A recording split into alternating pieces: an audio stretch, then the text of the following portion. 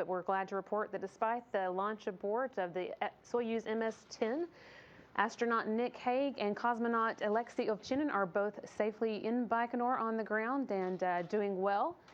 So we're here to give you a little bit more of information on all of that now. We've got with us the International Space Station Operations Manager Kenny Todd and the Deputy Chief of the Astronaut Office, Reed Wiseman. They're going to tell us a little bit about what we know at this point and kind of the future plan going forward. So we'll start with Kenny. Maybe you can give us what we know about the status. You bet. Thanks, Brandy, and good to see you all. I have to admit, when I got up this morning to come in for the launch, I didn't anticipate seeing any of you. So, but still good to see you all. Yeah, it wasn't quite the day that we planned, but it is great to have Nick and Alexei at least here back on the ground again. Anytime you can get a crew safely home, you feel very good about what you've accomplished that particular day. The fact this crew didn't get to orbit, we feel bad for them, but we have every confidence that our Russian colleagues will figure out what's going on, and we'll hopefully see Nick and Alexei on orbit and at the space station again soon. As most of you know, the plan was to launch at 3:40 a.m. Houston time this morning. About 2 minutes into launch, there was an off-nominal signature with the actual Soyuz, and the second stage booster had an issue at that point.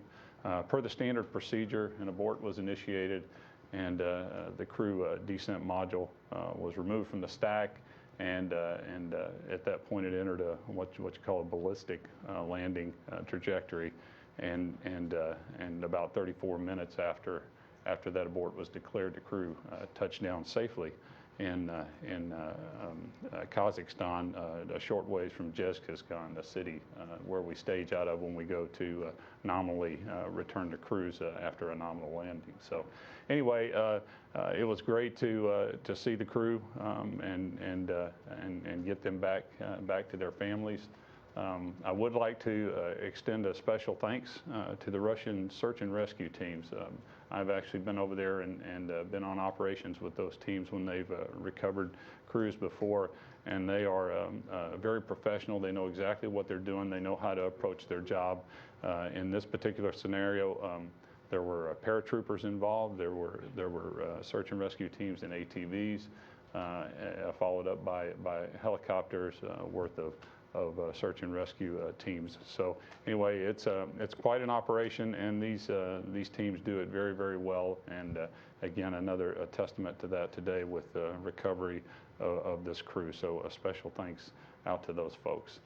As far as where we go from here, our Russian colleagues typically, when they have a failure like this, they will stand up what's called a commission, and we expect that to be formed very soon. Which will be tasked with trying to understand exactly what happened and what recovery efforts are needed in order to get flying again. So we'll expect to hear some details on that over the next few days from our Russian colleagues. They've already offered to us that whatever they learn, they will most certainly share with us. And our experience to date is that when they have these kinds of issues, they will give us an understanding of what their best understanding of the failure is, and so we look forward to working with them on that. As far as where we stand on orbit with the International Space Station, Serena and Alex and Sergey are doing just fine. There's no issues. They're currently scheduled to be on through the middle of December timeframe. Certainly don't anticipate any problem throughout the rest of their increment on board. That'll give our Russian colleagues certainly the better part of 2 to 3 months to try to diagnose this problem and understand what they need to do to correct that. So again, I think we got runway in front of us, so I don't worry too much about at least the next couple of months from a station standpoint. The one activity that we are taking a hard look at right at this point is our EVA plans. We plan to do a couple of spacewalks over the next 2 weeks, and we'll be looking hard at that since now one of our EVA spacewalkers is still on the ground. And so we'll have to go look at that plan closely and see what makes sense in terms of trying to conduct those spacewalks. And anyway, that's our near-term thinking and relative to space station. And so we'll certainly keep you up to date as we learn more about the investigation, as well as anything that we might be doing with the on-orbit situation, which again at this point looks very, very stable and actually very good. So with that. Okay. Thanks so much, Kenny. Reed, maybe you can kind of give us the astronauts' perspective on today's event. I'd say the first thing I want to really stress overall is that this is, in my opinion, a good news story. As Kenny mentioned, the crew is already back on the ground in Baikonur. They've been reunited with their families. NASA Administrator Jim Bridenstine is there. He's been meeting with the crew. And so certainly from the crew perspective, we're well trained for an abort. We never anticipate one, but we kind of expect one. And our procedures walk us through each phase of the ascent and which abort regime we'll be in. So you're ready at all times for that abort. Today's abort was automatically initiated by the vehicle. So from a crew perspective, certainly there was a bit of shock in there for a moment, but the communication with the crew was extremely professional. They had a brief moment of weightlessness, and then G-forces built up, parachute came out, and they landed in Kazakhstan, which we're actually quite familiar with, as Kenny said, because that's a standard recovery site for our astronauts and cosmonauts when they come back. So overall, it's great to see how the Soyuz handled this emergency, how the crew handled this emergency, and got our cosmonaut and our astronaut back safely. Right. We saw some great photos there of the crew in Baikonur once they arrived back at the airport there and were greeted by their family and NASA colleagues and officials. So next we're going to take some questions. We'll start with media here in the room.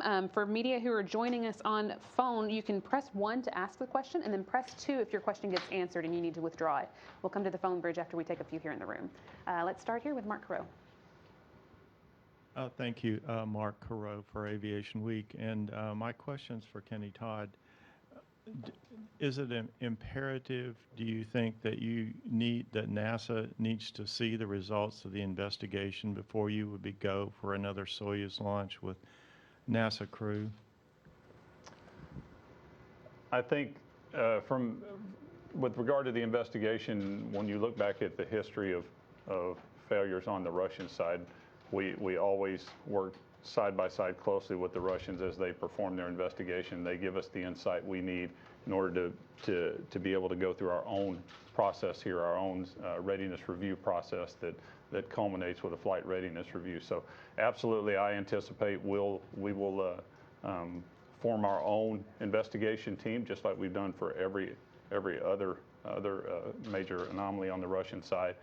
That team will be tasked with learning as much as we can about the situation, forming our own opinions, asking our own questions, formulating those, formally delivering them to our Russian colleagues, and getting that data back to put into our own process and our own thinking. So absolutely, the results of that investigation, the answers that we get to our questions are paramount in helping us conduct our own flight readiness review process. If I might follow, what was going on dynamically with the second stage, as best you know, at this point when the abort event happened? Mark, anything? I'm sorry, go ahead. Well, I would just say that watching the ascent from our Contingency Action Center here, first stage appeared nominal.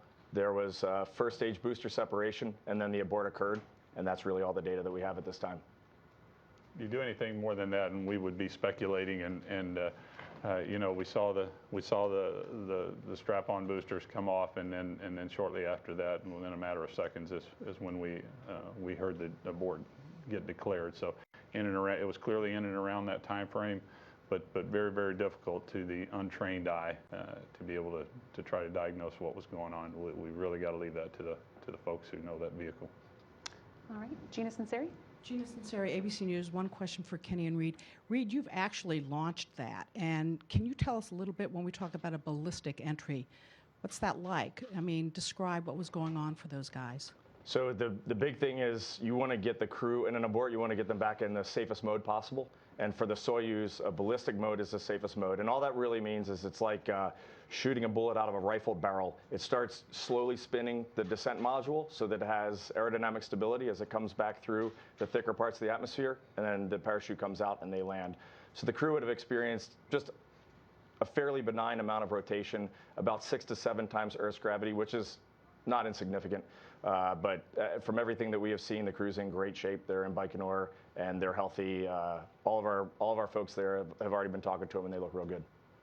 And Kenny, Russian media is reporting that they've opened a criminal investigation into this incident. I mean, what does that say to you? Is this just a normal process? We had the issue with the hole up there earlier, and there were suggestions that it was sabotage. I mean, what's going on here? It's a good question. Unfortunately, I hadn't heard that statement, so I'm really not prepared to comment on where we think it is relative to a criminal investigation. At this point, what I've been told is it's an investigation, and we wouldn't expect anything different. If they've taken that in a different direction, it's they know something I don't, or else they're just doing it as part of standard process. Okay, Eric Berger.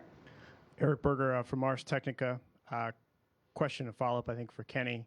First of all, from your opening statement, it sounded kind of like you had some expectation that the Russians would do this investigation fairly quickly and then return the Soyuz rocket and spacecraft to operation in a fairly short order. Is it your expectation that that will happen before the mid-December timeframe when the crew is supposed to come home, or are you looking at options now to extend their time on orbit? Well, relative to how the Russians conduct their investigation, that's if that was the implication, I certainly didn't mean it to be. Obviously, this is a high priority from a Russian standpoint to go try to understand what happened with this booster. So certainly, it's my speculation. I think it's fairly accurate that this will be a high priority, and they will put a lot of resources on trying to understand exactly what happened and trying to collect whatever evidence that they can get to see if they can support a conclusion here. And I would anticipate that they would try to do that sooner rather than later. But we'll have to see where the data leads them, and if that's a month, or if it's 2 months or 6. I really can't speculate on that, on the length of it. Relative to the December return, we're going to have to let that play out a little bit. The good news is we've got some runway to allow the Russians to go do some of that initial work to see if they can't get this narrowed down relatively soon. But if not, as a program, we're going to look at what our options are to try to make sure that we don't have to decrew station, and that's an ongoing thing that we always do when it comes to trying to manage the overall flight program, is to ensure that we've got crews on board to do the jobs we need to get done. And as a follow-up, do you know if is there a Soyuz crewed spacecraft available that could be launched to the station? And is it within the existing safety protocols to have that anonymously docked, which would obviously give the crew on station more time to come home with a sort of a fresh vehicle?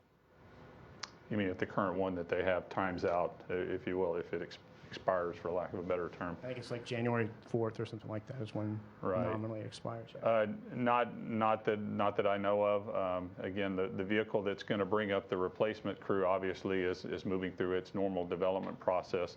How our Russian colleagues would choose to handle that situation in and around December, if we're still trying to figure this out, that's all still TBD. So, but yes, most definitely there's a rocket and a capsule that's getting ready for a crew that's planned to be launched in the time frame in December. Okay, Alex Stuckey. Alex Stuckey with the Houston Chronicle. So in terms of Nick Hogg, what happens to him? Will he sort of be recycled? I mean, is he just sort of out of luck for a couple years in terms of going back to the space station, which would really be unfortunate, I think, for him? What's sort of the plan there? So at this point, we are just beginning to talk about that. Nick is an outstanding astronaut. He was the first member of his class to be assigned to a mission and to fly into space. Without a doubt, we will recycle him. Where that falls in the plan, yet to be determined. Okay, I think that is all the questions in the room for now, so we will take questions on the phone bridge next. Again, if you have a question on the phone, you can press 1 to ask it, and 2 if your question gets answered. Let's start with Marcia Dunn from Associated Press. Me? Go ahead, Marcia. Great. I'm wondering how long could the current crew on station stay there? What you're saying that their Soyuz expires January 4th. Can that be slipped much, and if so, how much? And what happens if you do have to decrew? If no one's on board, how long could the space station fly with remote control input from the ground? Sure. The Soyuz does indeed have a lifetime. The typical lifetime that we see a Soyuz, we usually put them somewhere around 200 days is about where we put them. There's a little bit of margin on the other side of that, but not a whole lot of margin. As Eric said, probably early January timeframe, we would start to call it sort of the end of the life of that particular Soyuz. As far as where we see decrewing station, that's something that we're always prepared for in terms of being able to support not having a crew, especially when we're in a 3-crew period. One of the things that where we find ourselves today with 3 crew for at least an extended period is we're going to go back and dust off some of the same products that we had from back when we were in these longer periods of 3 crew, and make sure that we have a good understanding of what the systems tweaks are that'll be needed to ensure that if we did have to decrew for whatever reason, that we could continue to manage the systems on board the station with our ground controllers here in MCC and around the world. Could I just follow and ask, could you fly the space station indefinitely without a crew? I mean, what's your thoughts? I feel very confident that we could fly for a significant amount of time. I don't indefinitely could be a very, very long time. So I hope we're not there, because our goal is to get back up there and get on with the science and the research that we need to do. But in terms of the systems are certainly designed, if they can continue to operate and the pumps do their job and all the other systems, the arrays continue to rotate and we can keep the batteries charged. There's nothing that says we can't just continue to bore holes in the sky and do a minimal amount of commanding. So yes, I'm not too concerned about that, as long as our systems continue to operate at the level that they're at now. And we have good redundancy in those systems, by the way, a lot of these critical systems. And so, even then, we can tolerate some failures, some significant failures, and continue to operate the station in a decrewed manner. Okay, next we'll take Mike Wall from Space.com.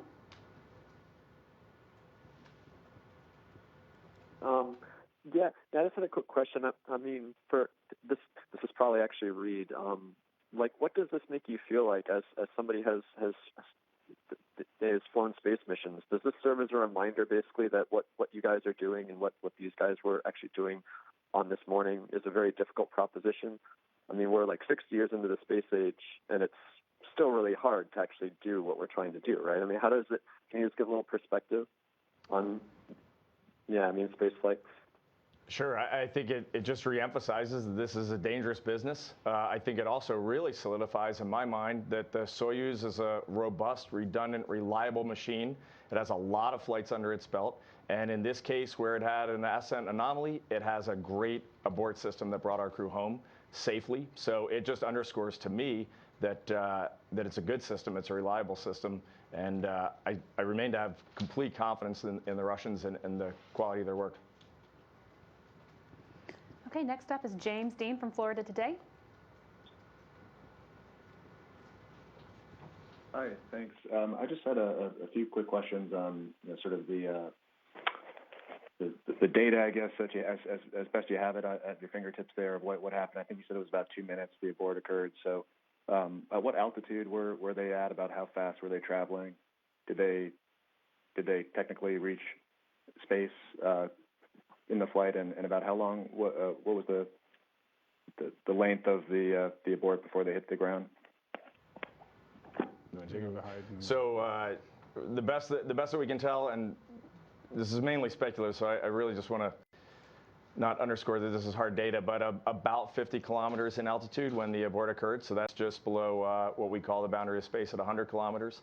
And then I think Kenny reported 34 minutes from the anomaly until they were back on the ground.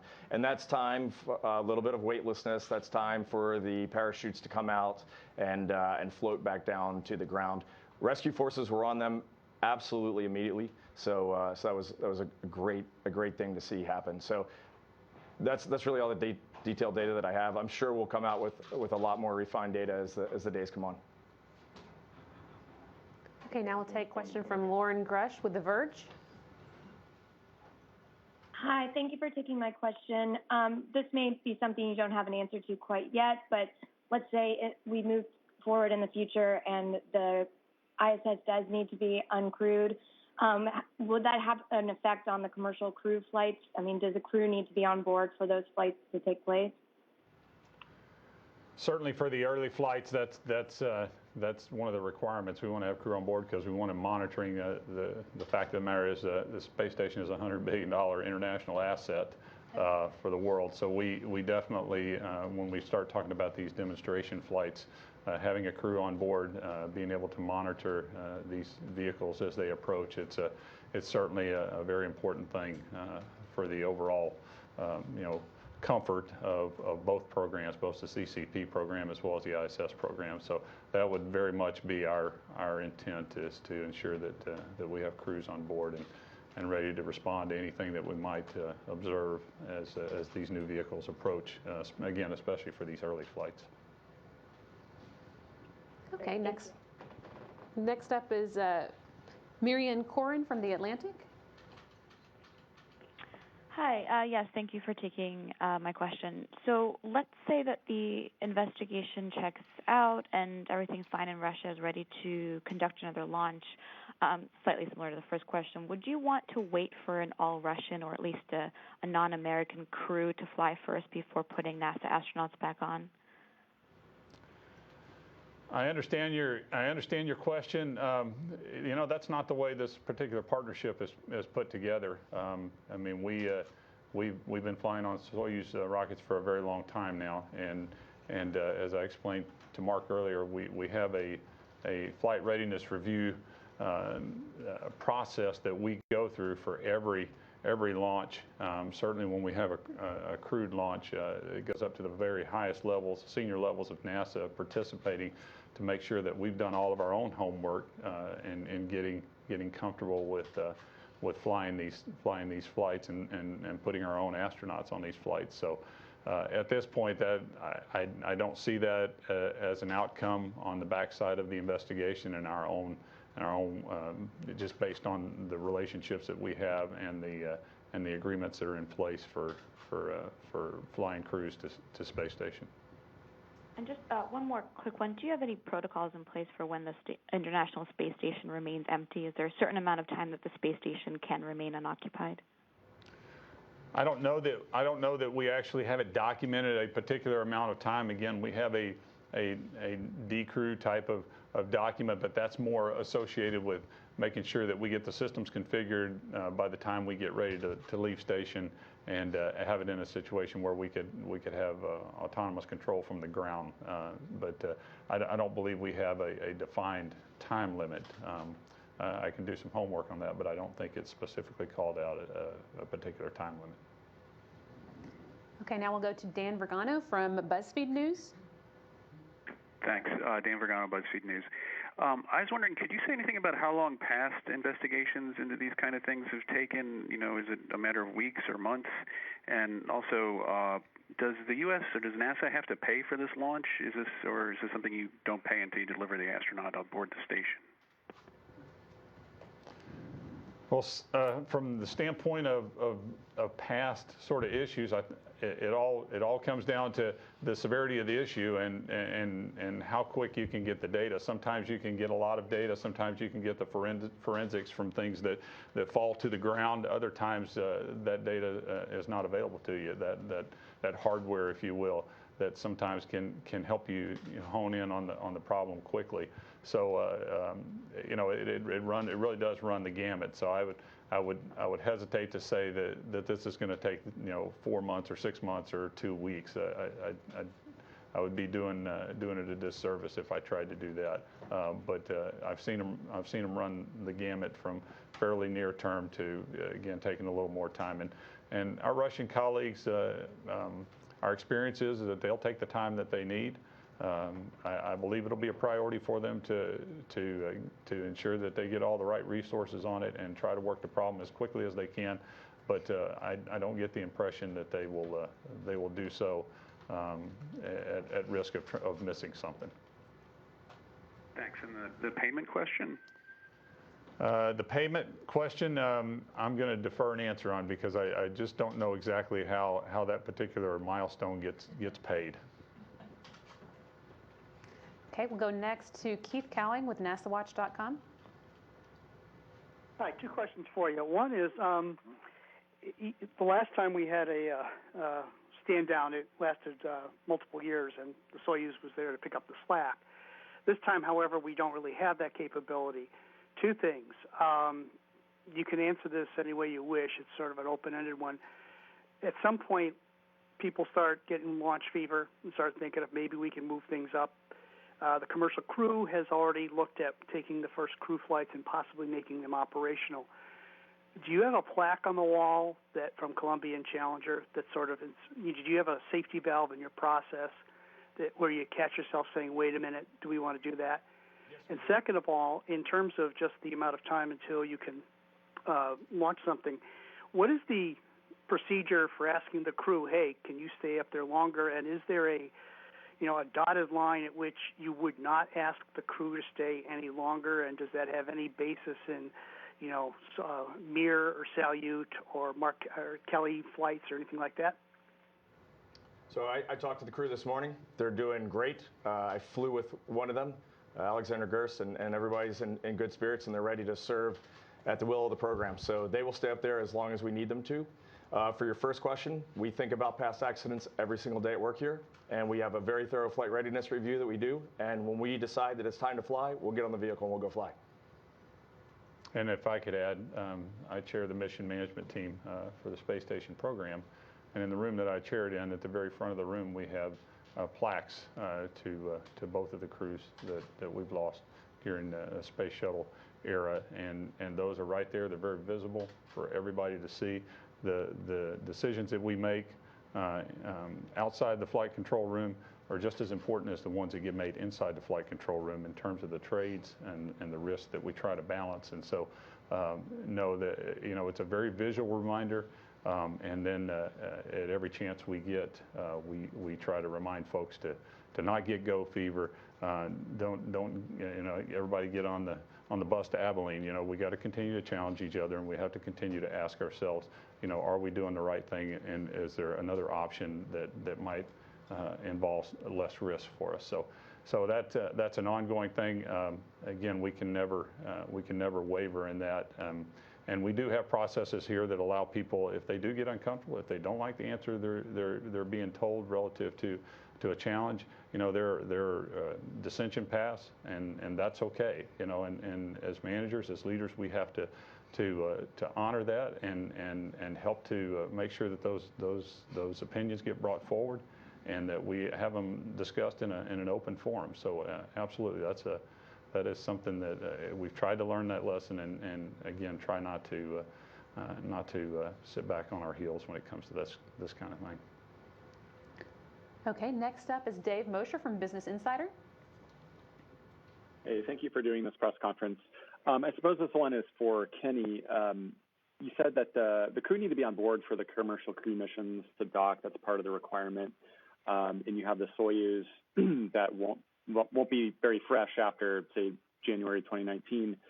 So I'm just kind of thinking through the potential impacts therein if Soyuz is not ready by mid-2019, which is when the first missions are supposed to launch. Is that program then sort of attached to whatever happens with Soyuz, or would NASA be willing to make a deviation, kind of speaking to that that risk you just dug into there? Thank you. Well, we're about 8 hours into what was a pretty major anomaly here with this Russian vehicle. I can promise you that we haven't thought too far out in terms of what this might mean to the CCP program.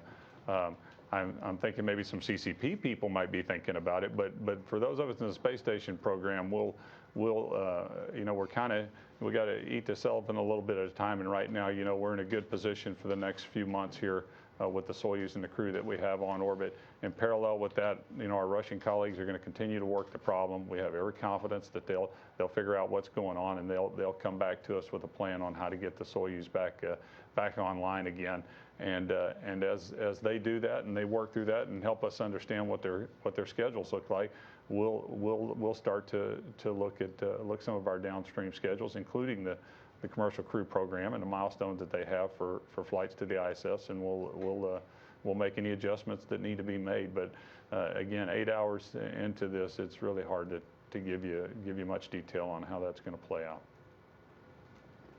Okay, and our final question on the phone is from Joel Achenbach with Washington Post. Yes, thank you so very much. This is super helpful. Can you take us back to the crew in the capsule? Did they have any sense of the anomaly, or was it a complete shock when the abort was automatically initiated? What was it like for them? What was that ejection process like? What did they say at that moment? What did they say during this 34-minute descent? Could you give us maybe just a few more details? Was that obviously that's high G forces?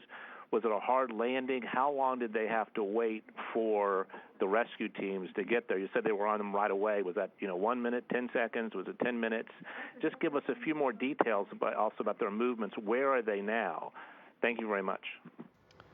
I'll try to take that in bite-sized pieces. So we know during their ascent, certainly this happened very, very quick. So a little bit of speculation would be in the order of less than a second. They had a booster emergency light illuminate in the Soyuz. We know that light came on, which signaled to them that there was an anomaly with their ascent stage. And then their abort motors fired. So that's very, very quick. I would call it an acute onset of G. Very brief, but very high to get them away from the booster. So now they're in their reentry module. They've been separated from the booster. And then at that point, the crew, the first thing that we heard them report was that they had sensed weightlessness. And that's because they've been removed from the booster now and they're free falling back to Earth. And then the next call that we had from them was that they were feeling fine. And then the ground teams asked them to engage the ballistic reentry mode, which they did. And we are well trained for all of these events when we're coming back in. And so the crew handled their procedures exactly as planned. Because they were a little bit away from the launch site when they came down under parachute, we had a few moments where we did not have communications with them. But then Russian search and rescue forces picked up communication very quickly with them from one of their aircraft. And then the Russian forces, the search and rescue forces, were on the ground when the capsule touched down. So they handled this emergency extremely well, extremely professionally, and they were on the capsule immediately. And they were calling back reports to their mission control and to our mission control that they were in communications with both crew members and that they were feeling well. And then the extraction happened not long after that. I guess there was one more piece that you had asked. What's going on with the crew right now? They are back with their families and with medical professionals in Baikonur, which is where they launched from. They were evacuated back to Baikonur. And they'll spend the night there. And then tomorrow morning, we expect that they'll start making their way back towards Moscow to Star City, where we do our training and where they live, preparing for the flight. But that's speculation at this time. Okay, I think we have at least one more question here in the room from KPRC. Thank you so much for taking my question. Roseanne Aragon with KPRC. I just wanted to ask about the significance between the partnership with the U.S. and Russia and how that allows us to get into space. I understand we're grounded for now until they figure this out. Well, I think, it's the entire international partnership that makes up the International Space Station. There's a number of countries around the world that help make this project happen.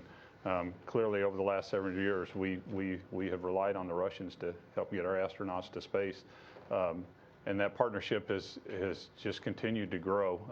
I think the ability to work through issues, the openness that gets displayed on both sides, really, I won't say it's unparalleled, but certainly we're very proud of the relationship that we here at NASA and with our Roscosmos and Energia friends that we've developed through the years.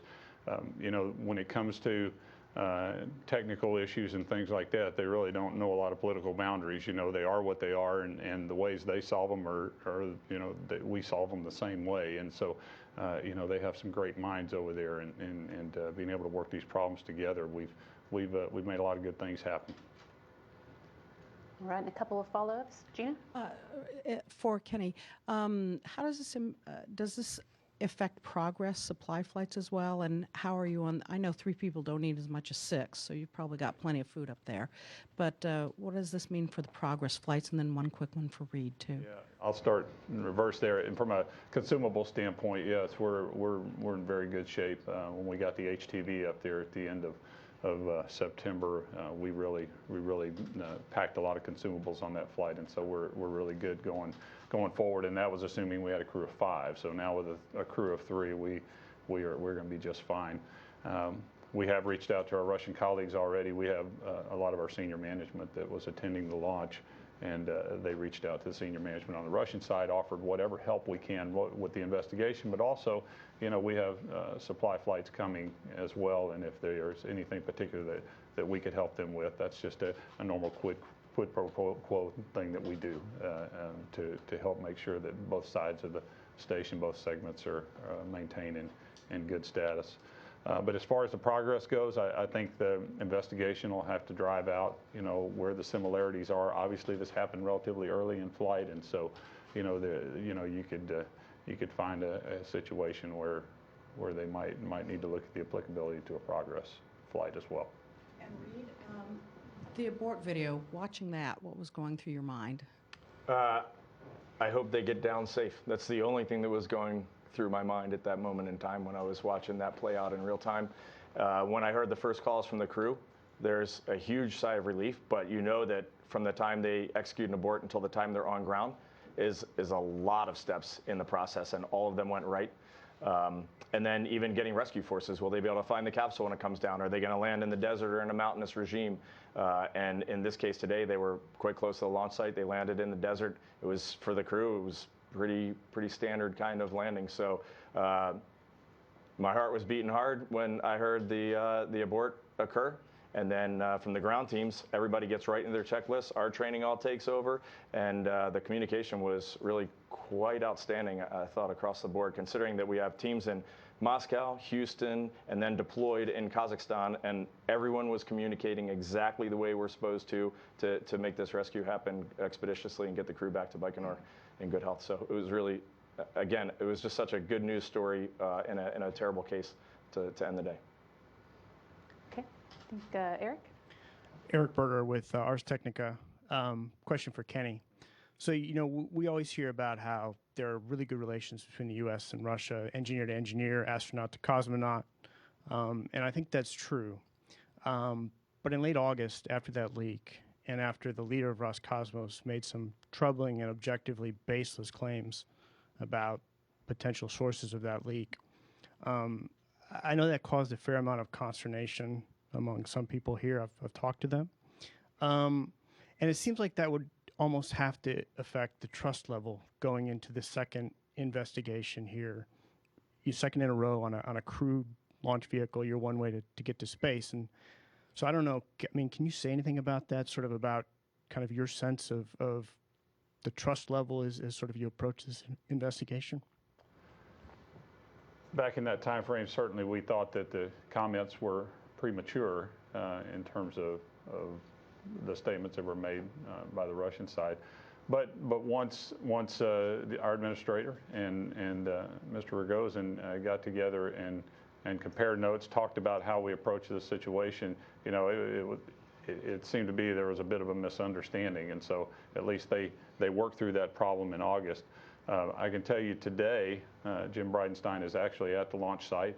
Mr. Rogozin is at the launch site, and as I said earlier, he's already had discussions with the administrator about their plan going forward, the fact that they intend to work together with us and share whatever data that they get coming out of their investigation. And so just having those two in the same part of the world and all experiencing this together, again, I think is probably beneficial and hopefully will help with controlling the message as we go forward.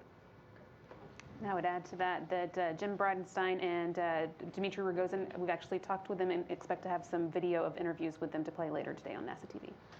Mark? Thank you, Mark Carreau with Aviation Week, and I have a couple of questions. Was there any indication that the abort was triggered by a loss of propulsion or an explosion? There's no indication of that at this time. There'll be speculation. And I had a perspective question for Kenny Todd. You guys got a taste of having four crew in the U.S. segment in the last few months. Now you're back to two. And there's a context here. You're trying, the policy folks are trying to move space station operations into a more commercially managed session, and address the interest of the commercial sector in being a part of low Earth orbit research operations, tech development, and so forth. Is there anything you can sort of say about what this means in the long term with regard to all of that? I mean, I do understand you get commercial crew next year, and you're back with 4 and 7 crew and 4 on the U.S. side, and everything comes back. But you have to accomplish that, and I just wondered how you're thinking about telling the story to the people who are starting to think about having a stake in the commercial side of operations. Well, certainly, I think this is, as Reed said earlier, this is a very difficult business that we're in, and it can absolutely humble you, and you can't ever lose sight of that. So a lot of the commercial folks that are out there that are already on board station or that we've worked with before certainly understand just watching our flight program as flights move around and they're trying to get stuff to orbit. These kinds of things happen in this business. There are things that happen that you have to account for, things that you didn't expect that all of a sudden, whether you want to or not, you have to account for. And so I think the community at large that's trying to play in low Earth orbit is starting to understand some of these ideas about what it takes. I think today was a good reminder that even on the human side, not just getting your science to orbit, but on the human side as well, and having somebody there's absolutely some risk associated with that, and it has to be managed. And again, you have to have the right perspective when you approach trying to do business in low Earth orbit. So I think it's a good reminder to a lot of that community. I can tell you now that we're stepping back to 2, we're already starting to hear from some of those folks who are doing some work on station and trying to drive some of their own discovery in the commercial world, and they're wanting to try to understand what this means to them. So anyway, I don't see that as a bad thing. I see those are people that are out there really trying to push the envelope here when it comes to working in low Earth orbit, and we'll go work with them. We'll try to figure out a plan B if we need to and move forward. But again, several different perspectives there. One, to the folks that are trying to work today and understand, and we're going to go back to 2 crew, but also for the longer term for folks who want to get in this business. You got to have a tough stomach for it. So. Okay, and I think we have one last question in the back. Hi, my name is Jeff Ealing. I work at Channel 13 here in Houston.